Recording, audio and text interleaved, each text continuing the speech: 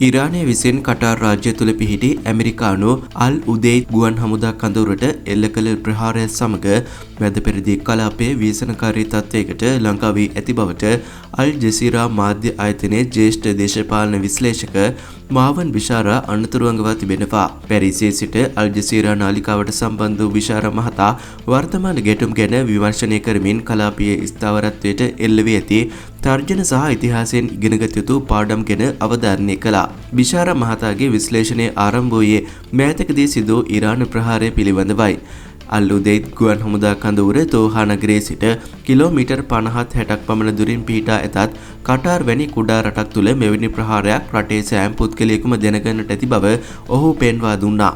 කෙටි පණිවිඩ WhatsApp හා වෙනත් මාධ්‍ය ඔස්සේ මේ කටාර් වැසියන් අතර පැතිර ගිය ආකාරය පැහැදිලි.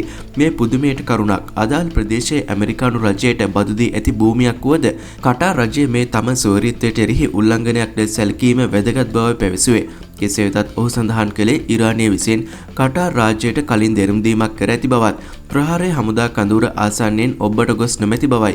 කටාර් රටට ඒ වැදගත් වුවද යුද්ධයේ සමස්ත සන්දර්භය තුළ ඒ තරමක් විස්තරයක් පමණක් වනු ඇත.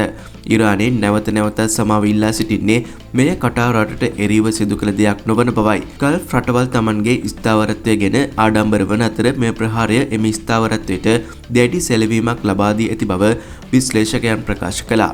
මෙහි මූලික බිය වන්නේ ප්‍රතිචාරයට එරෙහි ප්‍රතිචාරය ගැනයි.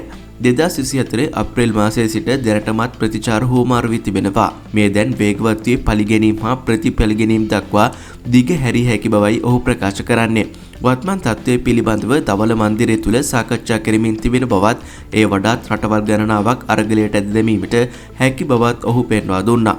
බිෂාරාගේ ප්‍රබල විශ්ලේෂණය වූයේ පසුගිය වසර 20 තුල මැද පෙරදිග සිදු මැදිහත් වීම්වල ප්‍රතිඵල ගැනයි. අපි මෙවැනි චිත්‍රපටයක් කලින් දැක තිබෙනවා.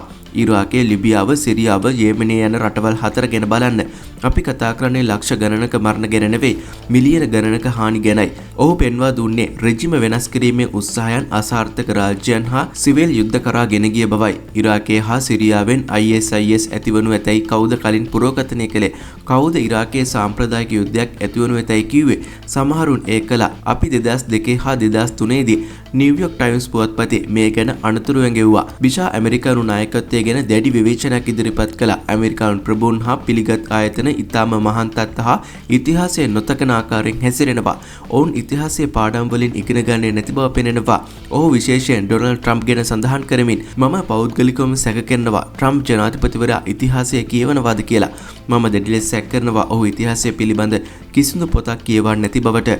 එසේම නෙතන්යාහු ඉතිහාසය බොහෝ කියවන බව පැවසූ ඔහු නමුත් එයින් අදහස් නොවන්නේ ඔහු නිවැරදි පාඩම් උකහා ගන්නා බවයි. බිෂාරා මහතා අවධාරණය කළේ මෙවැනි ගැටුම්වල ඇත්තේ ෂණික ජයග්‍රහණ මිස සැබෑ විජයග්‍රහණ නොවන බවයි. මෙම පාඩම් නැවත නැවතත් අපට ලැබී තිබෙනවා. ප්‍රංශ ජාතිකයන් පරාජයට පත් වුණා. ඇමරිකානුවන් පරාජයට පත් වුණා. බ්‍රිතාන්‍යයන් පරාජයට පත් වුණා.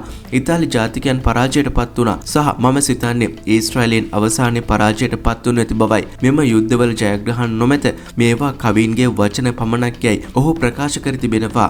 සම්මුඛ සාකච්ඡාව අවසානයේදී අසන ලද්දේ ඩොනල්ඩ් ට්‍රම්ප් සහ බෙන්ජමින් නෙතන්යාහු වැනි ප්‍රතික්‍රියාකාරී නායකයන් මෙම ප්‍රහාරයේ ඉරානයට එරෙහිව පූර්ණ ප්‍රහාරයක් දියත් කිරීමට කොළ එලියක් ලෙස සලකනු ඇතැයිද යන්නයි.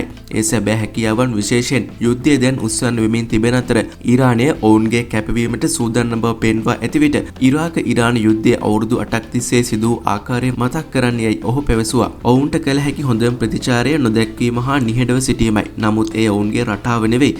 පාලන තන්ත්‍රයේ ඔවුන්ගේ පදනම ගැන සැලකිලිමත් වෙනවා. රට තුළ සිදුවන දේ ගැනත් ඔවුන් සැලකිලිමත් වෙනවා. කාලය හා සමග අරාජකත්වයේ පැතිර යාම වැළැක්වීමට ඕන සියලු දෙනාට පැහැදිලි කරන්නේ පාලන තන්ත්‍රයේ ස්ථාවරව පවතින බව ප්‍රකාශ කළා. ඔහු වැඩිදුරටත් සඳහන් කළේ අවුරුදු 87ක් වයස ඇති ඉරාන සුප්‍රීම් නායකයා Tamanගේ කාලය ගෙවී ගොස් ඇති බව සිතන බවත් ඉරානයේ බොහෝ කොටස් නටබුන් වුවත් ඔහුට අහිමි කිරීමට බොහෝ දේ නොමැති බවයි.